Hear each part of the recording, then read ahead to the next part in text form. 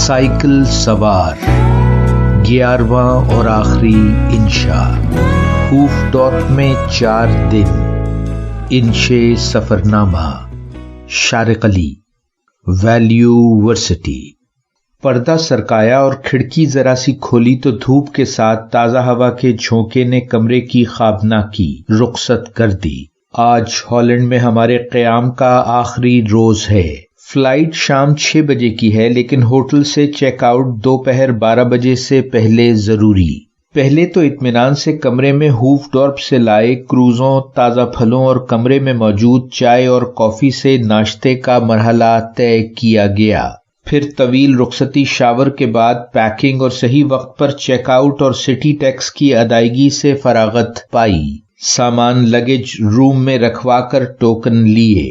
3:30 بجے والی airport shuttle بک کروائی اور ہوٹل سے کرائے پر سائیکلیں لیں۔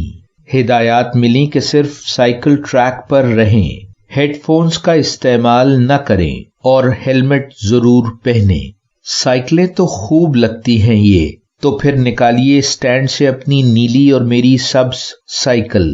ہوٹل کے پیچھے وسیع مرغزار کی سیر کو چلیں۔ جی نہیں، آپ کا ان 2 ڈچ لڑکیوں سے مسلسل قریب سائیکل چلانا ٹھیک نہیں۔ بھائی، وہ دونوں سہیلیاں ذاتی پکنک پر نکلی ہیں، تیز دھوپ میں کیجول لباس پہنے۔ آپ بس میرے ساتھ سیر پر اکتفا کیجئے۔ وہ دیکھیے، دائیں جانب کی جھیل میں کھلے کمل کے دلنشیں پھول۔ دنیا بھر میں سائیکل سواری میں سر فہرست شہر تو کوپن ہیگن ہے، لیکن ایمسٹرڈیم کا نمبر دوسرا ہے۔ یوں لگتا ہے سائیکل سواری اس ملک میں رہنے والوں کی نفسیات کا حصہ ہے۔ اس قدر مقبولیت کی ایک وجہ شاید یہ بھی ہے کہ پورا ملک اس مشغلے کے لیے ایک بڑا سا سرسبز اور سازگار میدان ہے۔ پہاڑی نشیب و فراز نہ ہونے کے برابر ہیں۔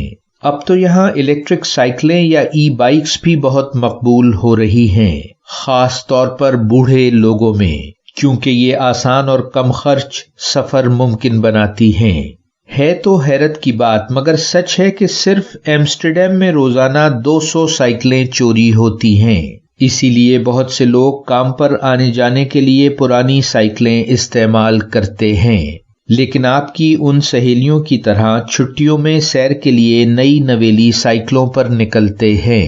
دونوں جانب گھنے درختوں اور گھاس سے ڈھکے میدانوں میں جا بجا بکھری چھوٹی جھیلوں کے بیچ سے گزرتے اور بل کھاتے سائیکل ٹریکس بالآخر ہمیں ایک بڑی سی جھیل کے ریتیلے ساحل پر لے آئے ہیں۔ یوں لگتا ہے جیسے ہم سمندر کے کنارے آ پہنچے ہوں۔ غور و فکر کے لیے کس قدر حسین جگہ ہے یہ۔ ہو سکتا ہے اسپائنوزا نے ایسے ہی خوبصورت گوشوں میں بیٹھ کر انسانی مسرت اور اخلاقیات کے فلسفے پر غور و فکر کیا ہو۔ کیا کہا؟ آپ متوجہ نہ تھے؟ یورپی ساحل کی بالخصوص زنانہ چہل پہل سے آپ کی توجہ فلسفے کی طرف موڑنا کوئی آسان کام تو نہیں۔ اسپائنوزا کے پرتگالی یہودی بزرگ مذہبی منافرت سے بھاگ کر ہالینڈ میں آباد ہوئے تھے۔ وہ 1632 میں ایمسٹرڈیم میں پیدا ہوا اور صرف 47 سال کی عمر میں دنیا سے رخصت ہو گیا۔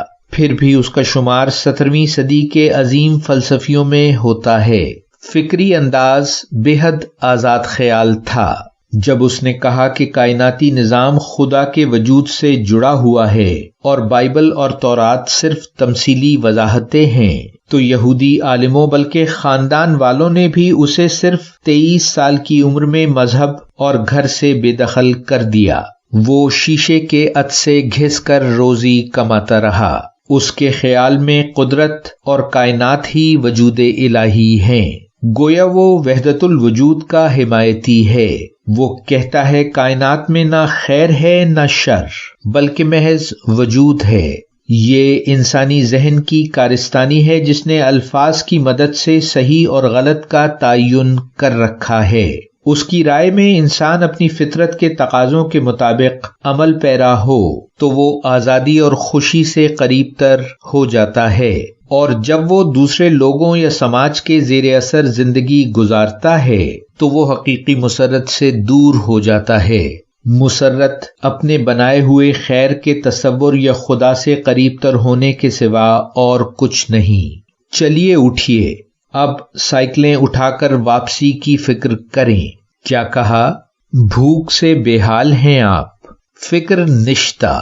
میں نے ہوٹل سے متصل بولنگ ایرینا میں 1 گھنٹے کا بولنگ مقابلہ اور ساتھ ہی لنچ کا بہترین انتظام کر رکھا ہے آپ کے لیے۔ پھر ہوٹل پہنچ کر سائیکلیں واپس اور سامان اٹھا کر شٹل سروس میں ایئرپورٹ روانگی۔ اختتام۔ ویلیو ورسٹی، شارق علی۔